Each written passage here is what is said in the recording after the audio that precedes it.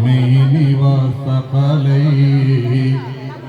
والفريقين من عرب ومن عجم مولاي صل وسلم دائما أبدا على حبيبك خير الخلق كلهم.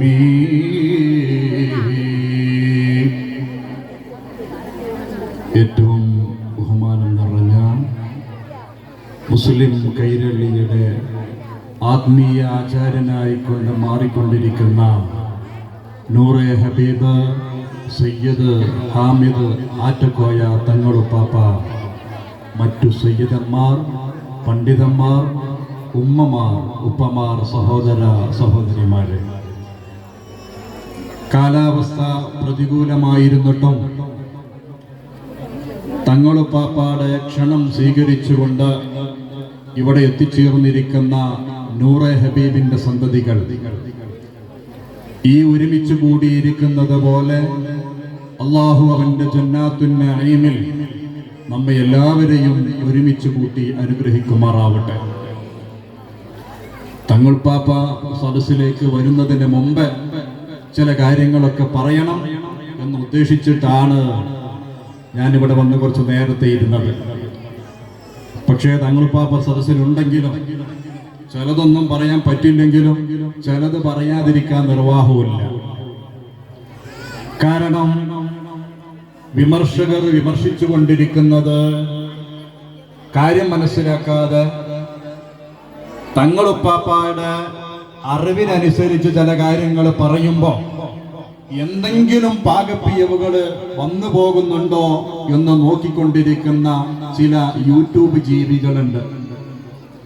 അവർക്ക് കാര്യമറിയില്ല, അവർക്ക് എന്താണ് അവിടെ നടക്കുന്നതെന്നറിയില്ല. പക്ഷേ ഇവിടെ തടിച്ചുകൂടിയിരിക്കുന്ന മുഴുവൻ മുഅ്മിനീങ്ങൾക്കും അറിയാം തങ്ങളുപ്പാപ്പ ആരാണെന്ന്. അനുഭവിച്ചറിഞ്ഞവരാണവർ. ജീവിതത്തിൽ അനുഭവങ്ങളാണല്ലോ ഏറ്റവും വലിയ ഗുരു.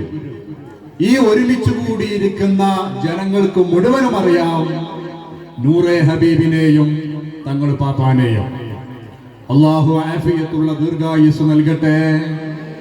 ഈ നൂറെ ഹബീബിനെതിരെ കല്ലെറിയുന്നവരോട് വിനയത്തോടുകൂടെ ഒന്നേ പറയാനുള്ളൂ, നിങ്ങൾ എറിയുന്ന ഓരോരോ കല്ലും ഞങ്ങൾക്ക് പൂമാലകളാണ്. ഈ നൂറെ ഹബീബിനെ തകർക്കാൻ നിങ്ങൾ ഏതൊക്കെ പാറക്കല്ലുകൾ എടുത്ത് വലിച്ചെറിഞ്ഞാലും ഇങ്ങോട്ടത് തട്ടുകയില്ല. കാരണം നൂറെ ഹബീബിനെ സംരക്ഷിക്കുന്നത് സ്വലാത്തുൽ ഫാത്തിഹാണ്. ഹബീബായ നബി മുഹമ്മദുർ റസൂലുള്ളാഹ് സല്ലല്ലാഹു അലൈഹി വസല്ലമ തങ്ങളുടെ കാവലാണ്. പക്ഷേ ചില എന്ത് കാര്യങ്ങൾ പറഞ്ഞാലും തങ്ങൾ പാപ്പാട നിഷ്കളങ്കമായ ആ പുഞ്ചിരിയോടുകൂടെ തങ്ങൾ പറയുന്നവരെന്തും പറയട്ടെ, അവരെ വിമർശിക്കണ്ട, അവർക്ക് നല്ല ബുദ്ധി കൊടുക്കട്ടെ എന്നാണ് തങ്ങൾ പാപ്പ എപ്പോഴും പറയാറ്. പക്ഷെ ചിലത് ചിലപ്പോ നമുക്ക് മറുപടി പറയേണ്ടി വരും. ഏതുപോലെ ഹബീബായ നബി മുഹമ്മദുർ റസൂലുള്ളാഹി സ്വല്ലല്ലാഹു അലൈഹി വസല്ലമ തങ്ങൾ കാരുണ്യത്തിന്റെ കടലാണ്. അല്ലാഹുവിന്റെ ഹബീബ് സർവ്വ ജീവികളോടും കാരുണ്യമാണ്, സർവ്വ ജന്തുക്കളോടും കാരുണ്യമാണ്. നമുക്കറിയാം മമാ അർസൽനാക ഇല്ലാ റഹ്മത്തുൽ ലിൽ ആലമീൻ. പക്ഷേ പ്രവാചകൻ സല്ലല്ലാഹു അലൈഹി വസല്ലമ തങ്ങൾ മക്കയിലേക്ക് പ്രബോധനത്തിന് വന്നപ്പോൾ അത്രയും കാലം അബൂജാഹിലും മുത്തബത്തും ഷൈബത്തും നദർ ഇബ്നു ഹാരിസ് തുടങ്ങിയിരിക്കുന്ന മക്കയിലെ കുഫാരികളെ മുഴുവനും വിളിച്ചു പറഞ്ഞത് അൽ അമീൻ എന്നാണ്. പക്ഷേ പ്രവാചകനാണെന്ന് പറഞ്ഞപ്പോൾ മക്കക്കാരിൽപ്പെട്ട ഖുറൈശികളുടെ നേതാക്കൾ പറഞ്ഞത് എഴുത്തറിയാത്ത, വായനയറിയാത്ത, എഴുത്തും വായനയും പഠിക്കാത്ത ആ മുഹമ്മദ് പ്രവാചകനാവുകയോ? കിബ്ർ സമ്മതിച്ചില്ല. മക്കയിലെ ഏറ്റവും വലിയ പ്രമാണിമാരുടെ അഹങ്കാരം അതിന് സമ്മതിച്ചില്ല. അവര് പറഞ്ഞു മുഹമ്മദ് പ്രവാചകനല്ല. അൽ അമീൻ എന്ന് വിളിച്ചിരുന്ന അതേ നാവ് കൊണ്ടവര് ഭ്രാന്തനെന്ന് വിളിച്ചു, ദുഷ്ടനെന്ന് വിളിച്ചു, ധിക്കാരി എന്ന് വിളിച്ചു. അബൂജാഹിലും മുത്തബത്തും ഷൈബത്തും നദർ ബിൻ ഹാരിസും മുത്തബത്ത് ബിൻ അബീ മുഅയ്ത്തും എല്ലാവരും റസൂലുള്ളാഹിനെ ഉപദ്രവിക്കാൻ തുടങ്ങിയതുപോലെ ഉഖബത്ത് ബിൻ അബീ മുഅയ്ത്തുണ്ടല്ലോ, റസൂലുള്ളാഹിനോട് വല്ലാത്ത സ്നേഹമായിരുന്നു. മക്കയിലെ കുഫാരിങ്ങളിൽപ്പെട്ട ആളായിരുന്നിട്ട് പോലും ഉഖബത്ത് റസൂലുള്ളാഹിന്റെ അടുക്കൽ വന്നിട്ട് കുശലാന്വേഷണം നടത്തും. പക്ഷേ ഉഖബത്ത് മുഹമ്മദുമായി സംസാരിക്കുന്നത് മറ്റു കുഫാരിങ്ങൾക്കൊന്നും ഇഷ്ടമുള്ള കാര്യമായിരുന്നില്ല. ഉഖബത്ത് ബിൻ അബീ മുഅയ്ത്ത് ഒരിക്കലും മക്കയിലെ കഅബാലയത്തിന്റെ അരികിലിരിക്കുമ്പോൾ മുഹമ്മദുർ റസൂലുള്ളാഹി സ്വല്ലല്ലാഹു അലൈഹി വസല്ലമ തങ്ങൾ അതിലൂടെ നടന്നു വരികയാണ്. മുഹമ്മദേ, എന്റെ വീട്ടിൽ ഞാനൊരു ഫംഗ്ഷൻ വെക്കാൻ തീരുമാനിച്ചിരിക്കുകയാണ്. മക്കയിലെ മുഴുവൻ കുഫാരി, മക്കയിലെ മുഴുവൻ പ്രമാണിമാരെയും ക്ഷണിച്ചിട്ടുണ്ട്. ഖുറൈശികളിൽ പെട്ട വലിയ കാര്യപ്പെട്ട ആളാണല്ലോ മുഹമ്മദ്. നീയും എന്റെ വീട്ടിലേക്ക് ആ സദ്യക്കൊന്ന് വരുമോ? റസൂലുള്ളാഹി പറഞ്ഞു, ഉഖബത്തെ, നിന്റെ വീട്ടിലേക്ക് സദ്യക്ക് ഞാൻ വരുമായിരുന്നു.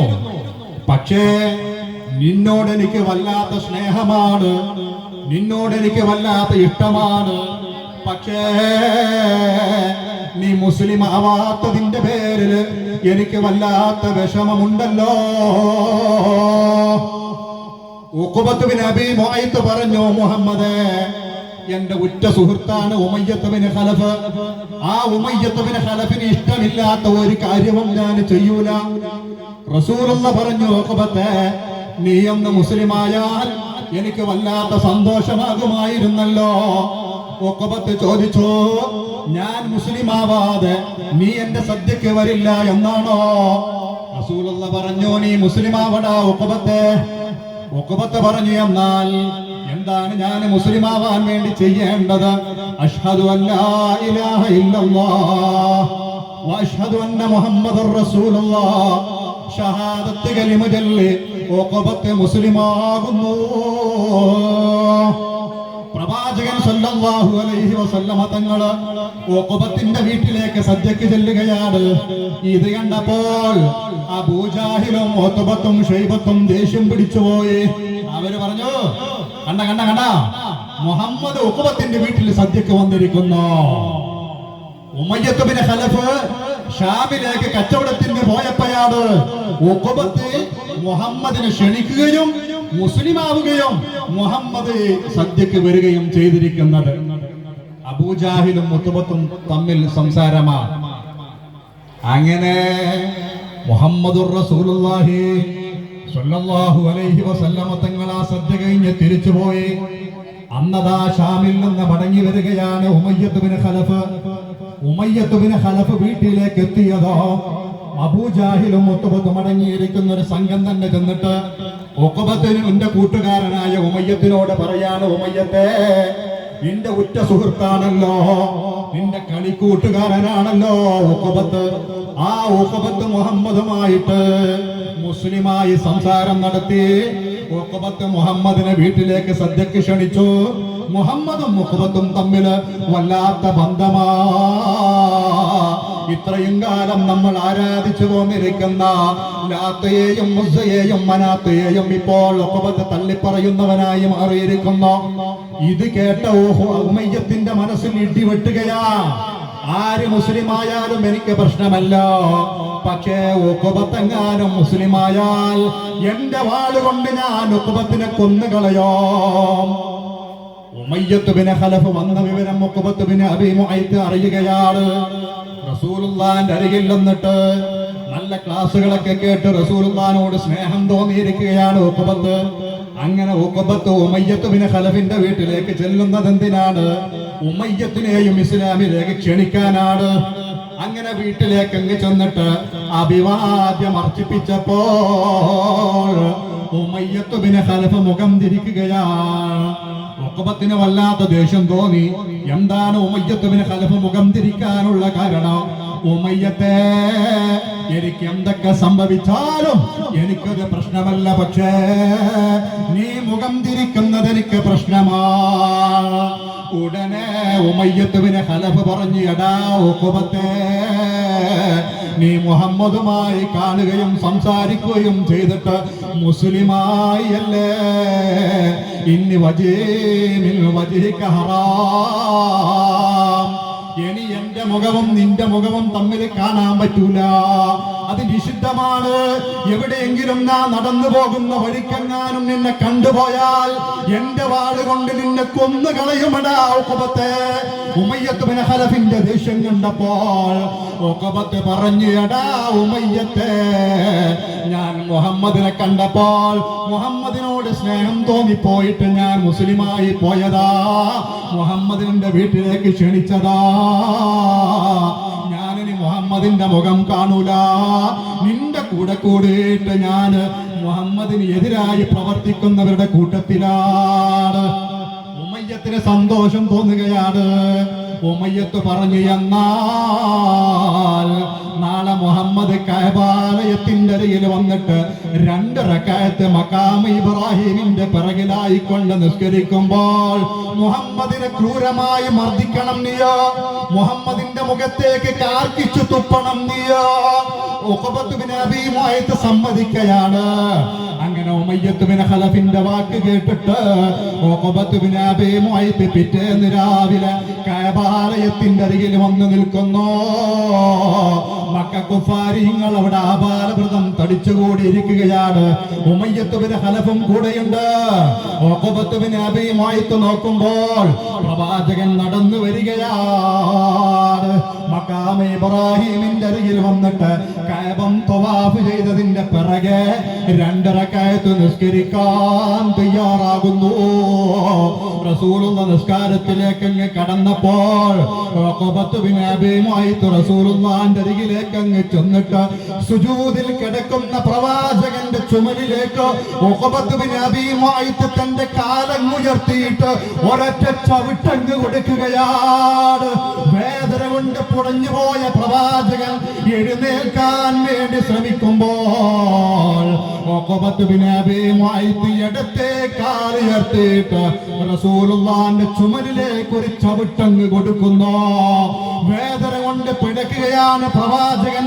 2 കൈയും 2 ഭാഗത്തേക്ക് തടഞ്ഞുകൊണ്ട് റസൂലുള്ളാഹി തങ്ങളങ്ങ് എഴുന്നേൽക്കുമ്പോൾ 2 കൈ കൊണ്ടും വലിച്ചെടുത്തിട്ട് ഒരൊറ്റടി റസൂലുള്ളാഹിന്റെ കവിളിന് നേരെ.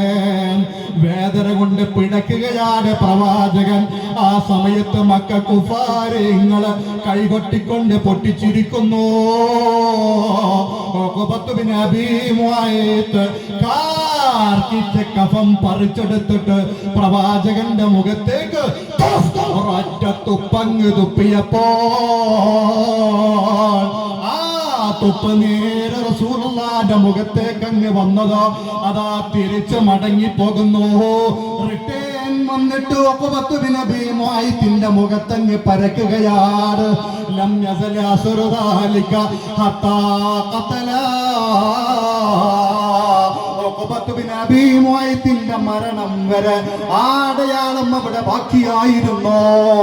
ചുരുക്കി പറയട്ടെ, റസൂലുള്ളാഹി തങ്ങളെ കഅബാലയത്തിൽ നിന്ന് തിരിഞ്ഞു പോരുമ്പോ മക്ക കുഫാരിങ്ങൾ കൈയടിച്ചുകൊണ്ട് പരിഹസിക്കുകയാണ്, കൂക്കി വിളിക്കുകയാണ്, ആർത്തട്ടഹസിക്കുകയാണ്.